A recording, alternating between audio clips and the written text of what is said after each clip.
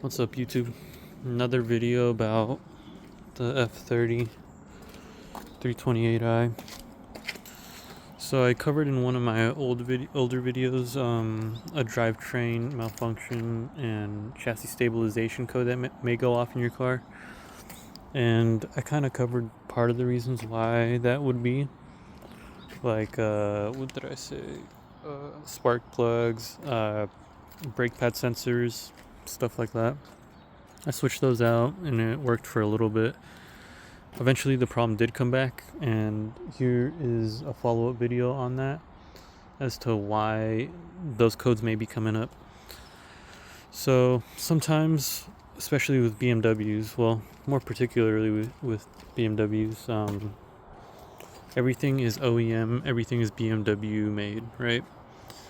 If a car or if a BMW is receiving input that says that a part, an electrical component to the car is not BMW or OEM, it'll send a code.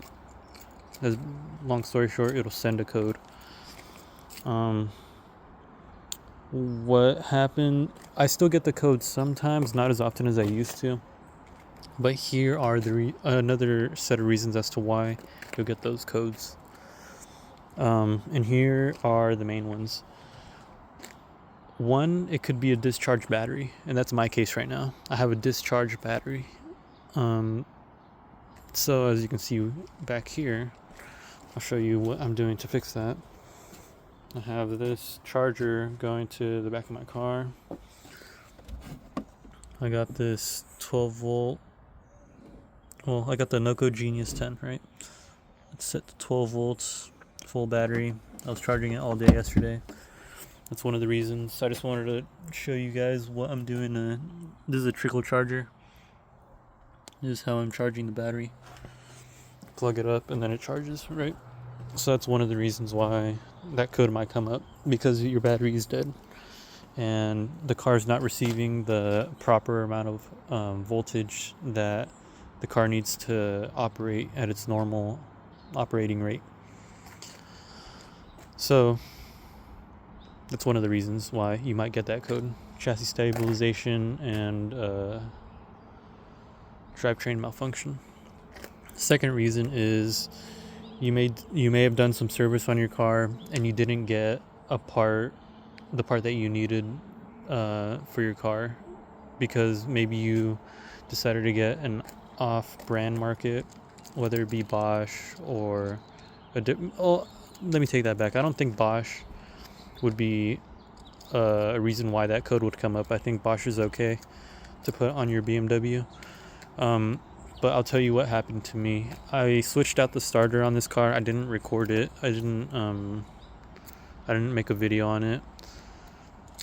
But basically, we switched out the starter, and the starter that I got, there was BMW, there was an OEM, there's a Bosch one, and then there's the one that I got, the SEG Automotive.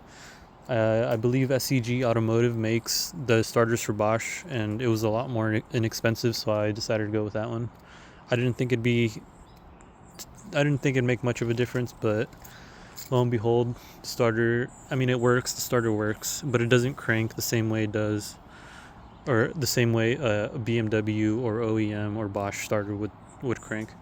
And basically because of that, the SEG Automotive starter, it doesn't have the correct amount of voltage. It doesn't have to provide the same power to start the car, and because of that, could be a reason why that's the reason why those codes may come up, because your car's not getting the correct voltage that it needs to be working properly. I run into it every so often. I don't really drive the car as much anymore because I'm driving the Mercedes, but I mean, it still works. I'm just kind of like putting it off. I'm trying to save money, and while I make videos on it, if I work on the car, I'm not going to be driving it either, because I'm going to be working on it. So I'm considering maybe returning the starter. I got it from FCP Euro. They do have a warranty, lifetime warranty. So I'm considering it. I mean, the starter does work. It works just fine. It's just a cold start. Every cold start, it struggles to turn over. But besides that, once it's all warmed up, it works just fine. So that's the only thing that makes me not want to return it. I mean, it does work. It'll give me those codes on a cold start, which is not all the time, but it's pretty annoying when that happens. So that could be. This is just a follow-up video. Give you guys another reason as to why you should only put BMW or OEM, at the very least Bosch, in your car, so you don't have to run into these issues. I mean, the car works just fine. That's the only. I just wanted to give you guys another piece of advice. Don't put anything on your car that isn't BMW or OEM, even down to the headlights. I swear. Down to the headlights. I've even put some aftermarket headlights on here. These are back to the original ones, but the halogen lights. But I remember I put in some LEDs that were aftermarket. They weren't OEM, and then my car just kept throwing codes after code after code about how the lights weren't working and all this voltage issue stuff. Like, is just, if you have a BMW, don't do anything that isn't BMW or OEM or Bosch. Like, trust me, you don't want to have to deal with this type of stuff. It's so annoying, such a waste of time. Even in my last video about switching these things out, like, I shouldn't have done that. That was a waste of money too. I had to replace whole side view mirrors, and the glass was the most expensive part, out of this whole project. I don't know, like, I wish I didn't do it, but I mean, it looks cool, right? It looks cool. It's not even real carbon fiber, but that ended up costing me a lot of money just to replace the side, just because I wanted to switch these caps out. I had to replace both side view mirrors, and that was a headache in itself. But yeah, keep following me. I'll keep making more videos, and thanks for watching. Shout out to my 2 subscribers. You guys, mean the world to me. Hopefully I'll get more, and we'll see where this journey takes us. Don't forget to like, comment, and subscribe, and leave a comment in the YouTube. Tell me if you like my videos or whatnot.